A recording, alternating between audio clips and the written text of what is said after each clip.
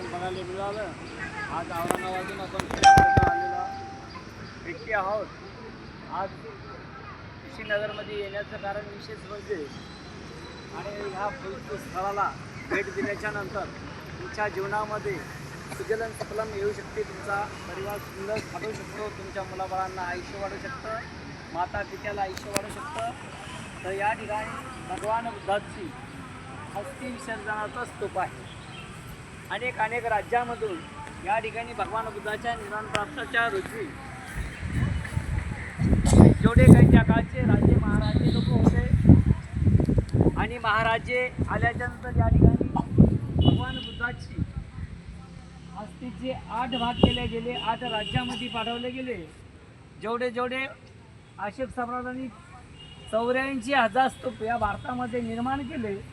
प्रत्येक स्तूपामध्ये भगवान बुद्धाचा एक अवशेष आहे. प्रत्येक बुद्धाचा एक अवशेष आहे. आणि या स्तूपाला जगामध्ये सगळ्या जगामध्ये एवढा श्रेष्ठ मानला जातो. आतापर्यंत राजे महाराजे लोक काही गेले.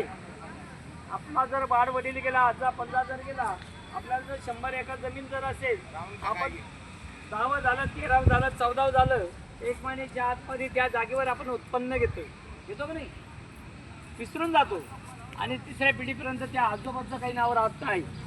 आज 2,500 वर्ष होऊन गेले भगवंताला. आणि भगवंताचा जरी अस्तित्व या ठिकाणी विसर्जित तुमच्या पुढं दिसल्या जात आहे. आणि भगवान बुद्धाचं निर्वाण प्राप्ती याच ठिकाणी झालं आहे. भगवान बुद्धाचं जे उत्तरेकडे उसा आहे, उत्तर दिशेला नेपाळ आहे. आणि नेपाळमध्ये लिंबोनीमध्ये भगवान बुद्धाचा जन्म झाला. आणि जे काही ज्ञान प्राप्त झालं ते गयेमध्ये झालं. तर बघा हे जे ठिकाण बघतोय आपण, हे इतके महान आहे जगामध्ये. सूर्यचंद्र असेपर्यंत हे स्तंभ विसरू शकत नाही. हे जग विसरू शकत नाही बुद्धाला. बुद्धाला किती झाकण्याचा प्रयत्न केला, बुद्धाला किती लपण्याचा प्रयत्न केला. या भारतामध्ये प्रत्येक ठिकाणी बुद्धाचे अवशेष निघतात. बुद्धाचे अवशेष निघतात. धम्म हा पांढऱ्या कपड्यासारखा शुभ्र स्वच्छ आणि निर्मळ आहे. धम्म बुद्ध म्हणतात तू, मी नाही म्हणत. की काशाय वस्त्र धारण करून आज आपल्या सगळे बंदीचे आहेत.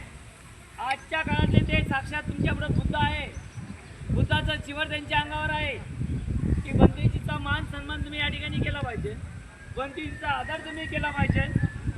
बंदीजीचं तिचे काय सांगतात ते ध्यान देऊन, मन लावून, चिंतन देऊन ऐकलं पाहिजे.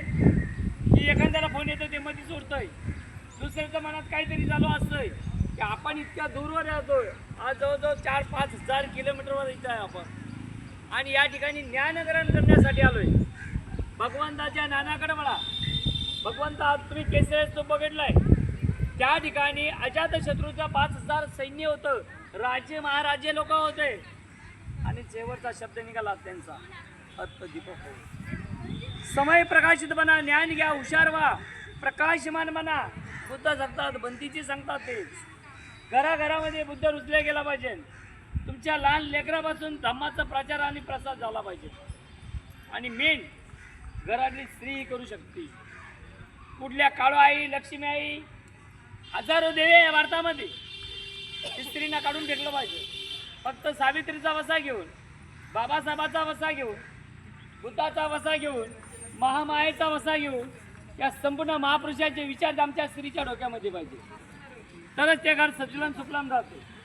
आणि बंदीची दारात जर आलं, महाराज नाही म्हणायचं. आपल्या बाया महाराज म्हणतात. महाराज दारात आले, महाराज नाही दे, तुमच्या दारात साक्षात बुद्ध येत आहे. आजच्या पिढीला ते भगवान बुद्धाने दिलेलं देण आहे. आज संघ आहे, संघापुढे विलीन व्हा. बाबासाहेब कोणापुढे लीन नाही झाले. बाबासाहेब त्या काळाच्या संघापुढे लीन झाले. आपण चंद्रमणीचे अस्थि बघितले, फोटो बघितलाय, आज कुशीनगरमध्ये आहे. त्या व्यक्तीनं बाबासाहेबाला दीक्षा दिली 14 ऑक्टोबर 1956 नागपूरमध्ये. आणि बाबासाहेब हे कुठंच लीन नाही झाले. बाबासाहेबाचा आत्मा कुठंच असा टेकला नाही की बाबासाहेब फक्त बुद्धापुढे लीन झाले. की बुद्धाचं फार मोठं कायावाच्या मनाने संकल्प केला पाहिजे. घरामध्ये ध्यान साधनेला बसलं पाहिजे. 5:30ला उठलंच पाहिजे. भगवान बुद्ध कंटिन्यू 3:30 वाजता उठायचे. आणि त्यांच्या विहारामध्ये कंटिन्यू चक्रा मारत राहायचे. जो 5:30ला उठन ती स्त्री 5:30ला उठन, 3:30ला उठन. 3 वाजेपासून या विश्वामध्ये भगवान बुद्ध जिवंत असतात, साक्षात असतात. तर तुमच्या मनामध्ये फक्त बुद्धच पाहिजे. आणि बुद्ध जर असेल, तुमच्या किती संकट येऊ द्या, किती त्रास होऊ द्या, किती वेदना होऊ द्या, काहीच होत नाही. आज बघा ना, मी तुमच्या पुढे अर्धी बॉडी तुटेल माणूस आहे, मेलेला माणूस आहे हो. काय शिल्लक राहिलं नव्हतं, शिल्लक नव्हतं राहिलं. 90% लोक म्हणले मेला, हा पैसे काढता येईल. 15-3 वार कुठं आयुष्यात असतं का? पण एकच द्यायचंय, भगवान बुद्ध. भगवान बुद्ध, बाबासाहेब, आई रमाई, आई भीमाई, आई जिजाई, आई महामाया, ह्या स्त्रियांची फार उपकार आहे आपल्याला. या स्त्रिया जर जगात नसत्या आल्या, आज तुम्हाला बुद्ध पण बघायला भेटले नसते, बाबासाहेब बघायला भेटले नसते, छत्रपती बघायला भेटले नसते, फुलेशाह आंबेडकर बघायला भेटले नसते. या स्त्रियांचे उपकार या भारतावर आहे, या देशावर आहे. म्हणून या अस्थि विसर्जनाच्या तोपाला सगळ्यांनी वंदन केलं. इथेच थांबतो. आज आपल्याला पुढच्या मार्गाला जायचं आहे. म्हणून सगळ्यांनी गडबड करायचं नाही, असं एकट्याने हिंडायचं नाही. बंतीची सोबतच हिंडा, बंतीची सोबत माहिती करून घ्या. बंतीच्याला नाही सांगता आलं तर ज्या ठिकाणी बंतीच्याला वेळ नाही भेटला त्या ठिकाणी मी तुम्हाला वेळ द्यायला तयार आहे.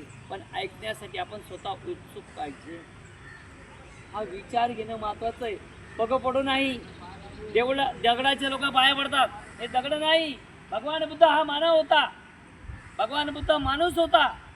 भगवान बुद्धाचा आज ढोंगेश्वरी बघितले तुम्ही, त्या ठिकाणी पोट पाठीला लागलं होतं, डोळे खोल गेले होते, मृत्यूच्या झुंजूत पडले होते आणि शेवटचा अंतिम त्यांचा त्या ठिकाणी होणार होता. पण सिद्धार्थ खूप हुशार होता. या शरीराला अन्नाची गरज आहे, या शरीराला पाण्याची गरज आहे, या शरीराला उष्णतेची गरज आहे, या शरीराला वायूची गरज आहे, ऑक्सिजनची गरज आहे. त्या ठिकाणी उठले आणि उर्वेला बघितलं. सुजाताना ज्या ठिकाणी कीर्तन केली त्या ठिकाणी रातोरात पडत झडत उठत बसत त्या नगरीमध्ये आले, त्या वास्तव्याला बसले आणि त्या राणीने सुजाताना कीर्तन करण्याचं ठरलं होतं पुत्र प्राप्तीसाठी. म्हणून त्या वैशाखी पौर्णिमेला त्या रात्रीला मध्यंतरीला सिद्धार्थ येऊन बसले. सिद्धार्थ ऋषी होते आणि ज्या वेळेस सुजाताना 10,000 गावड्या होत्या तिच्या घरी, गाईच्या दुधापासून बनवलेली प्युअर खीर आणली होती आणि भगवंतांना त्या खिरीचे 24 घास केले होते. काही खाता येत नव्हतं, तोंड बंद झालं होतं, डोळे बंद झाले होते, अर्धवट डोळे होते. ज्या वेळेस भगवंताच्या पुढे पाची पकवण्याचं भोजन ठेवलं होतं आणि सुजाता बोलत होती, भगवान बुद्ध फक्त मान हलवत होते आणि मानीच्या स्पर्शाने असं करत होते, तुझा भोजनाचा मी स्वीकार केला होतो. ज्या वेळेस भगवंतांना स्वीकार केला, सुजाता त्या ठिकाणी निघून गेली, दर्शन घेतलं आणि भगवंतांना निवांतमध्ये तिचं भोजन केले आणि भोजन केल्याच्या नंतर त्याच ठिकाणी बसले.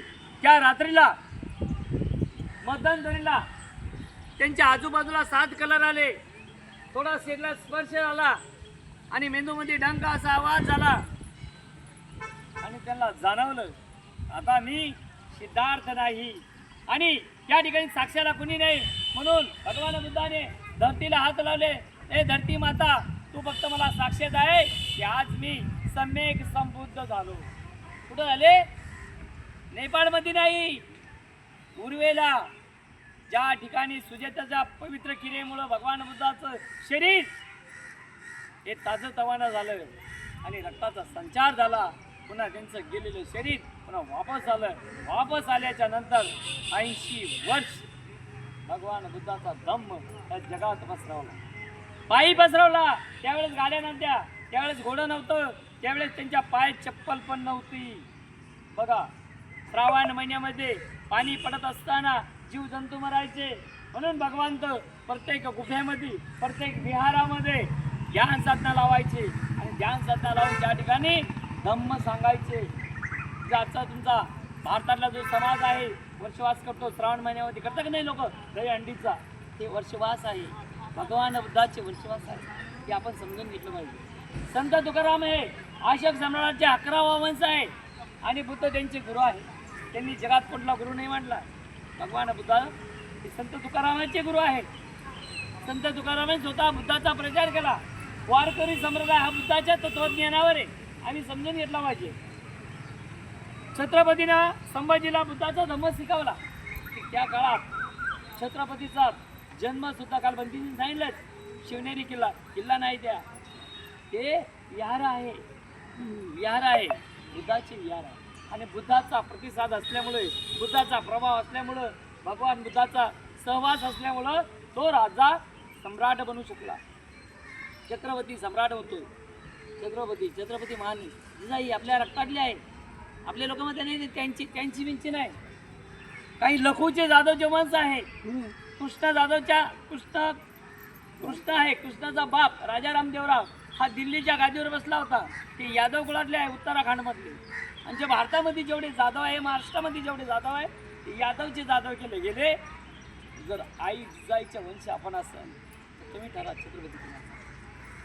म्हणून या ठिकाणी दोन बोलण्याची संधी मला बंदीची दिली. मी त्याला त्रिवाला अभिवादन करतो. इथंच थांबतो. जय भीम, जय बुद्ध, जय भारत.